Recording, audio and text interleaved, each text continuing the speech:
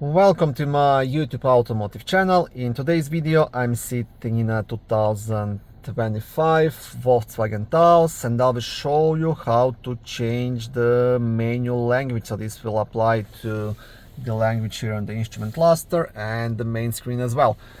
This video should apply to these vehicles made from 2022 all the way up to 2026 and even newer. Also, if this video was helpful, please consider supporting the channel by liking the videos, subscribing to the channel or becoming a channel member. So this change can be done through the menu on the main dashboard screen. So you want to press the menu button in the bottom right and then you want to swipe this actually to the left and select settings. And here you will see the language option. You want to select that. You can choose between English, Spanish and French. So I will not change this because I don't speak these other two languages and I will leave it like this.